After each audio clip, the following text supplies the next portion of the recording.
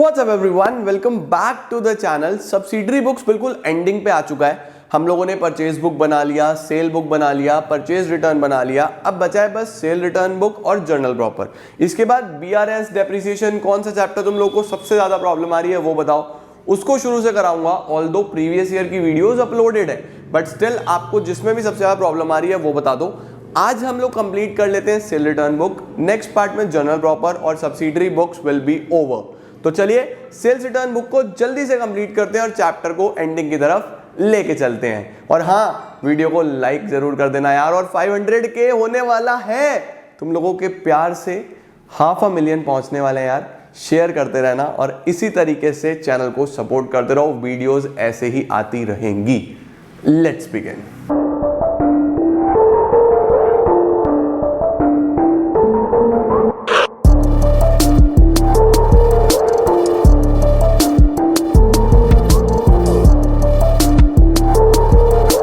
आप लोगों के लिए आज सारा सिस्टम पहले से तैयार रखा हुआ है ताकि टाइम बच जाए और छोटी सी वीडियो में हम ज्यादा कॉन्सेप्ट पढ़ पाएं। तो सबसे पहला काम करो, इसका स्क्रीनशॉट ही ले लो ताकि बार बार आपको नोट करने में प्रॉब्लम ना हो।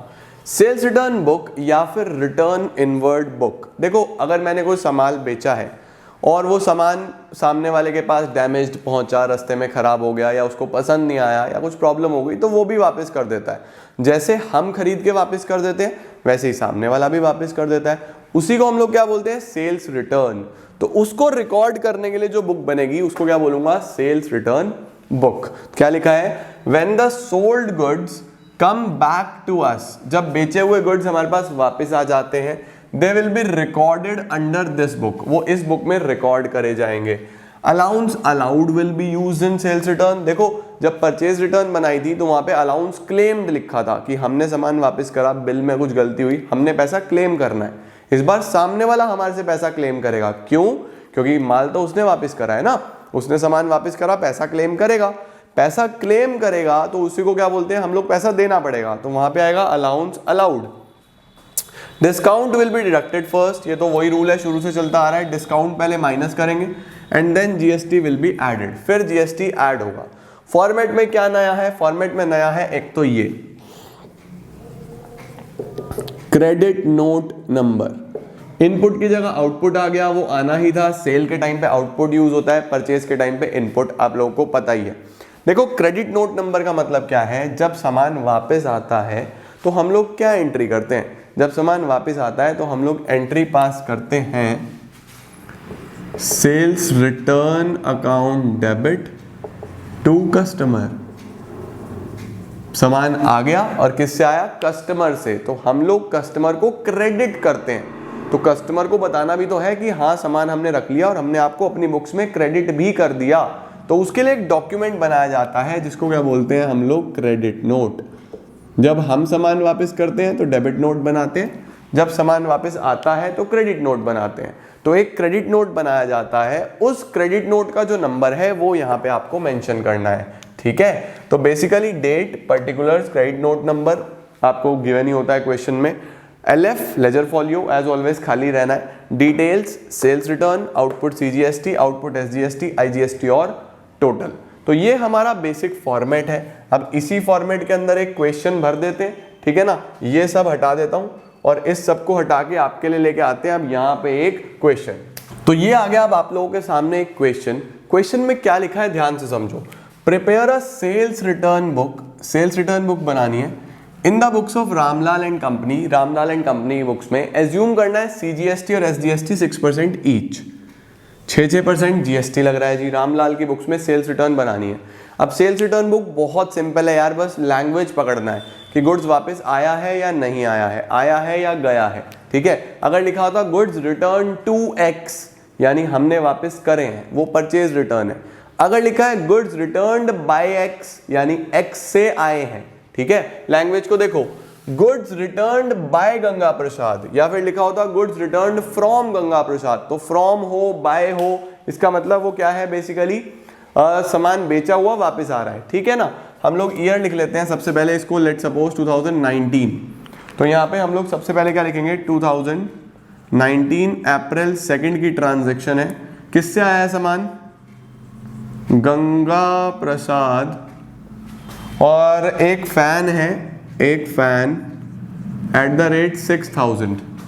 तो क्रेडिट नोट नंबर लिखा हुआ है मैंने CNN का मतलब क्या होता है, credit note number. Credit note number है 104, LF खाली छोड़ो। 6000 का बस एक फैन ही है। ट्रेड डिस्काउंट है, इसके अंदर से माइनस कर दो ट्रेड डिस्काउंट @15%। 15% का ट्रेड डिस्काउंट आ जाएगा, तो आपका 900 रुपीज़ का ट्रेड डिस्काउंट यहाँ से हटा दो, माइनस कर दो, वैल्यू बचेगी 5100। इसमें CGST और SGST आप ऐड कर दो @6%। 6% के हिसाब से टैक्स ऐड करना है, मैंने पॉइंट में लिखवाया है। पहले डिस्काउंट माइनस करो, फिर GST प्लस कर दो। GST कितना कितना आएगा, 306। ये हो जाएगा हमारे पास टोटल 5100, 306। ये टोटल हो जाता है 5712। अब इस 5712 में से सेल रिटर्न तो ये है बस 5100, आउटपुट CGST 306, SGST 306, IGST पे डैश लगा दो, टोटल 5712। तो ये हमारे पास बेसिकली ट्रांजैक्शन आ जाता है। कौन सा, फर्स्ट।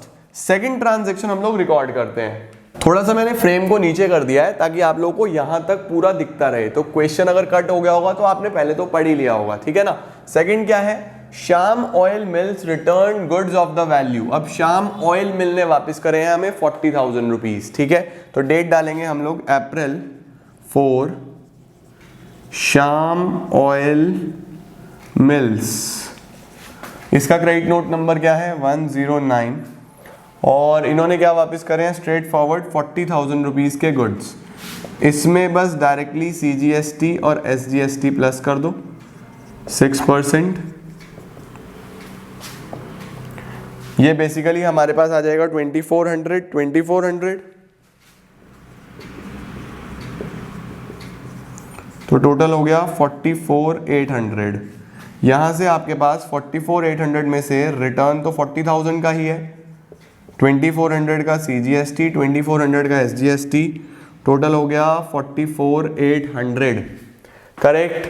उसके बाद डायरेक्टली आ रहा है allowance allowed to Sanjay and company 2500। Allowance allowed मैंने लिखवाया है, अलाउंस अलाउड यहीं पे आता है, Sanjay and company. Date mention करो, April 8, यहाँ लिखेंगे Sanjay and company. Sanjay and company को आपने 2500 का अलाउंस दिया है, इसके अंदर भी CGST और SGST प्लस कर दो।